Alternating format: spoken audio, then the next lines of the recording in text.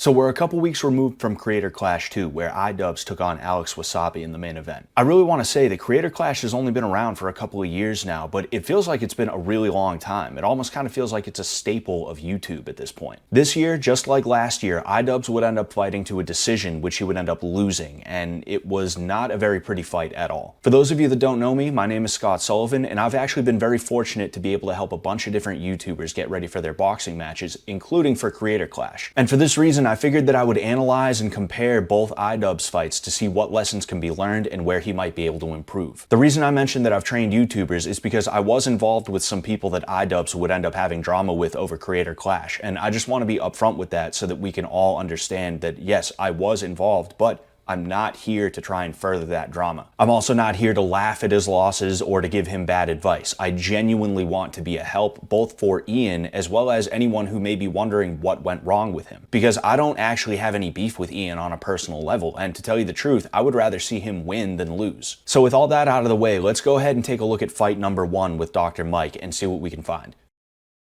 The first thing that came to mind when I saw Idubbbz coming to the center was how stiff and robotic he looked. This is his first fight though, so I won't fault him too much for it, but it was enough for me to want to mention something. The other thing that became apparent is that he's holding his hands way lower than he should be. People with very quick timing and head movement can get away with low hands like that, but Idubbbz cannot. He needs to, at the very least, have them at chin level and have his chin tucked to protect his neck and lessen the chance of a knockout blow. In terms of Ian's offense, he keeps throwing to the head, and when Mike defends the blows, he almost looks a little bit confused. What he should do is go to the body a little bit more and also try to counter when Mike throws, but he isn't able to think about that in the moment. As the fight went on, he would start going to the body, but I think it was less out of any kind of strategy or fight IQ, and more because he was just swinging for anything he could find. If there was one thing I could say that I did like, it would be that he was using the jab to overhand right in a pretty effective manner. It looked smooth and well practiced, and he was landing just right with it to make Mike not want to stay there and deal with it.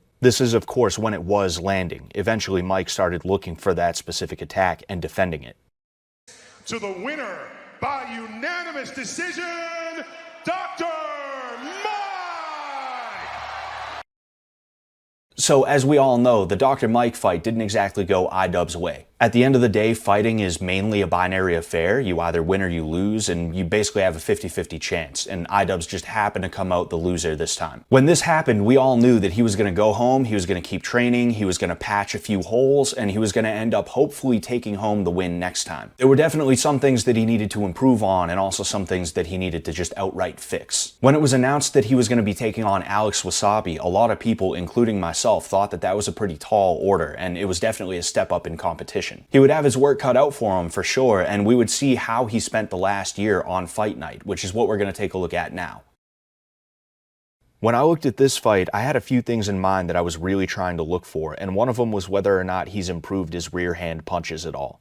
Unfortunately, not only has he not improved, but he seems to have actually regressed. He's a little bit hesitant to unload with his right hand in a way that you typically see from people who are only sparring for the first time, and he still isn't turning on his punches. Even when he does turn, he still doesn't put any weight behind the punches, and they don't do any real damage. You want to make someone afraid to get hit by you, and he won't do that if he's apprehensive and uncommitted about his right hand. Another point is that he still seems to be unsure of what to do, and he's only throwing combinations that he feels comfortable with. He seemed to favor the right hook or right uppercut to the body, which is actually kind of a novice punch. I say this because a lot of people who are new to the sport like to throw that punch because it feels good to throw, and in theory, if it lands, it should hurt. But fight theory isn't always fight reality. In fact, it rarely is. The right hook needs to be used in a certain way for it to be worth throwing, and the way Ian uses it is actually detrimental. Another piece of what I'm talking about is how he doesn't throw the right punches in the right situations. He'll try to land a right uppercut to the body from the outside, which just exposes his head, and when he's deep in the pocket, he tries to throw straight punches. He should be digging hard to the body when he's on the inside and setting up his cross when he's on the outside. One of the biggest crimes against himself that Ian has committed in this second fight is his lack of head movement when in the pocket. He's right in Alex's range, eating punches and getting knocked around because he's not making Alex work for it at all. And if this wasn't bad enough, Ian also drops his hands when he throws, which leaves his head exposed. That right hook to the body that I was talking about leaves his head wide open for combinations that Alex took advantage of heavily in the fight. Just like with the first fight, he didn't do everything wrong, and if there was one thing I could say about Idubbbz in this fight to dilute some of the criticism, it would have to be that he really was fighting as hard as he could. He has a willingness to get in there and struggle if he has to. He turned this fight into a war of attrition that if he had just been a little bit more prepared for, he could have walked away from the victor. Wassabi.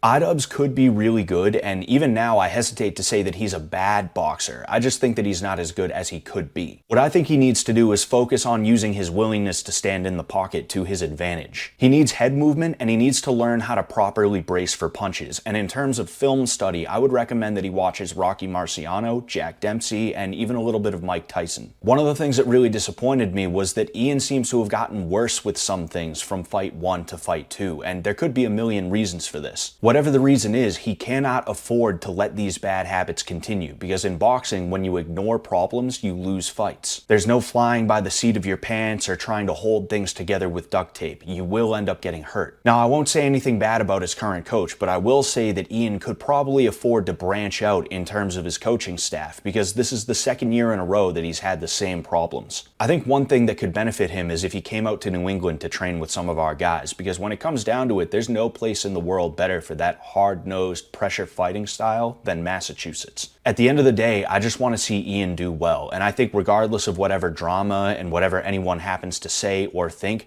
everybody really just wants to see him do well and at least get one win before he stops fighting. And everybody out here is ready to help him with that. But that's all that I have for you today. If you enjoyed the video, leave a like and also sub for more. If you have any comments, feel free to leave them down below. If you have any questions for me, feel free to hit me up on Instagram at ScottSullivanMMA. And until next time, good luck out there.